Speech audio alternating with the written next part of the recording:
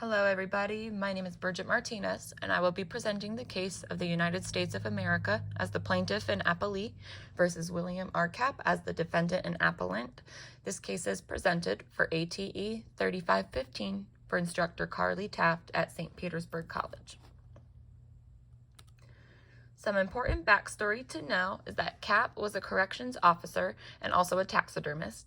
He and his fellow taxidermist, Kevin Ramsey, had a wealthy clientele and began to purchase tigers and lions from an exotic animal dealer. Kapp had supposedly had concerns at that time about the legality of the initial deal, since he did admit to not having a proper license for those animals. The dealer explained that they would be marking the transfers as donations for it to appear legal.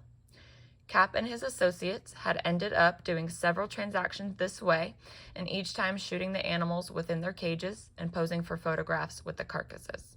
They continued doing so even after changing exotic animal dealers.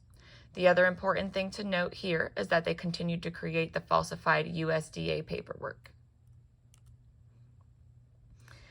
Eventually, in March of 1998, a prospective buyer named Robert Hetzel had contacted the Fish and Wildlife Service to check the legality of his purchase. It was found to not be legal, and Hetzel and other buyers decided to back out. The main stem of these purchases, killings, and transfers of animals was from 1997 to 1999. So when Robert Hetzel had went to purchase, he noticed that the paperwork essentially looked faulty, and that's when he then pursued to contact Fish and Wildlife, as noted here. Fish and Wildlife at that time launched an undercover sting operation to ultimately arrest and convict Kapp and several others involved. This operation was entitled Operation Snowplow. I did not find any information on how they decided to name it this, which I thought was kind of interesting. An exotic animal dealer named Sherry Roach was then requested to, and she did, comply with U.S. Fish and Wildlife to care for animals from Kapp's dealer that Kapp had rejected purchasing. Roche informed Kapp of prospective purchasers for those animals that she obtained, and these purchasers were in fact undercover U.S. Fish and Wildlife personnel. After that, about a year's worth of investigation ensued with the purchases, transfers, and killing of these animals. It should be known at that time that undercover videotapings of these killings were found at Roche's farm, and they also obtained blood and tissue samples from the site with the undercover U.S. Fish and Wildlife people. Kapp was also found at Roche's farm to tell the undercover Fish and Wildlife Service that there were tricks around the laws restricting the sale of these animals and ways to falsify the paperwork. Kapp's home was then raided in May of 1999, and he had tipped off his associates of the authorities' arrival since he knew they would then be searched as well. One associate ended up destroying evidence and lied about the association with Kapp, which they did so under Kapp's direction. Some facts of this case are that ranging from 1997 to 1999, Kapp had purchased, killed, transported, and sold various exotic animals, particularly tigers and leopards. The killings of the animals were done while they were in cages, and they were not hunted in the wild. Kapp profited several $1,000s by selling meat, hides, and other parts of these exotic animals. I did find that the total sum of profit that Kapp had received from his sales was about $250,000 to $300,000. It is important to know that the tigers and leopards that he did this with were protected under the Endangered Species Act. He also ended up being found to have violations of the Lacey Act, which I'll explain a little bit later on. Some more facts of the case are that on January 23, 2001, Kapp and 6 co-defendants were indicted on 19 counts of conspiracy to violate the Endangered Species Act and also the Lacey Act, as well as multiple counts of violating each of those. Kapp, more specifically, had knowingly violated the ESA, and his charges were as follows: killing endangered tigers and leopards, transporting and selling endangered tigers and leopards, and knowingly selling the tigers and leopards in violation of the Endangered Species Act by creating the false records. Kapp initially tried to dismiss the indictment based on the animals being captive and the ESA being vague on when an animal loses its endangered status. This motion was dismissed, and the case proceeded for an 8-day trial before a jury. Testimonies at the trial included from co-conspirators who all pled guilty. U.S. Fish and Wildlife and expert witnesses were also called in to identify the animals with photographs, hides, skulls, and full head mounts that they knew Kapp was involved with. On April 3rd, 2003, the jury gave a guilty verdict to all counts except for 2 for Kapp. And from what I could tell, the 2 that they found him not guilty for were for unidentified carcasses that they were able to not definitively tell if they were endangered or not. On November 14th, 2003, Kapp was sentenced to 51 months of imprisonment, followed by a 3-year supervised release. Kapp was also ordered to pay $5,000 in fines, as well as to perform 300 hours of community service.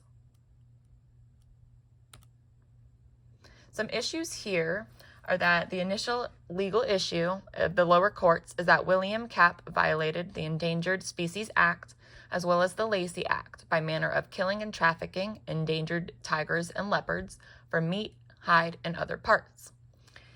A little more with the Endangered Species Act is that it was enacted in 1973 to conserve and protect endangered species and their habitats. The Lacey Act that Kapp violated prohibits the import, export, selling, and acquisition of wildlife or plants that are being done in violation of U.S., state, or foreign law, if applicable. The issue raised by Kapp on his appeal is regarding the sufficiency of evidence to convict him. He also raised the issue of improperly arousing emotions of the jury by showing the mounted tigers and leopards. Kapp also seeks resentencing due to the U.S. v. Booker case not being decided yet regarding sentencing guidelines. The U.S. v. Booker case was something that was going on around the same time as his case, but it wasn't decided prior to his judgment, but it was basically regarding the federal regulations as far as sentencing goes. The judgment and final disposition of this case is that the judge in the appellate court affirmed the lower court's decision of Kapp being found guilty. The case was remanded with a limited purpose of advice on the original sentencing due to the U.S. v. Booker case still not being decided at the time of conviction. The reasoning and rationale behind the judgment is that Kapp was convicted for killing and trafficking of tigers and leopards, which still have their hybrids and subspecies protected by the ESA. There was insufficient evidence for Kapp to prove that they were unprotected subspecies, aka subspecies that were bred with others of their kind. Expert testimony from Bonnie Yates, who is from the U.S. Fish and Wildlife Forensics Laboratory, was used to prove that there was sufficient evidence that these animals were in fact endangered tigers and leopards. Steve Fain, who is the supervisor of genetics at the U.S. Fish and Wildlife Forensic Laboratory, also gave testimony upholding Yates' claims. The jury's most damning evidence against Kapp, however, was from himself.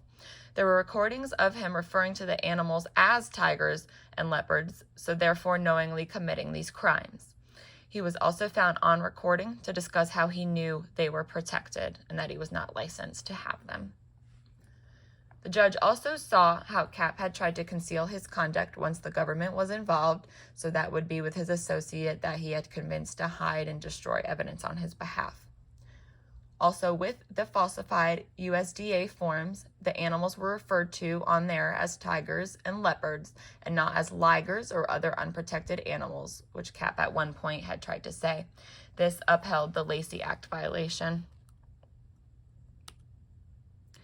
My analysis is that I stand with the jury and the judge's conviction for Kapp being guilty.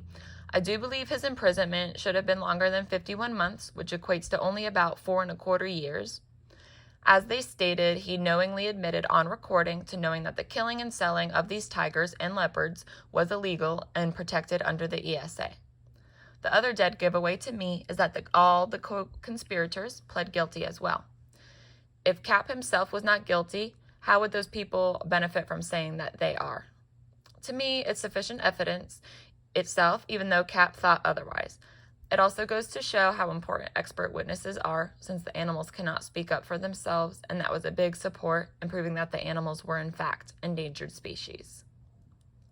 It is important to note that the 51 months that they did sentence him to was the top end of the guidelines, though, and that is why Kapp had tried to appeal it with the U.S. v. Booker case, hence the limited remand.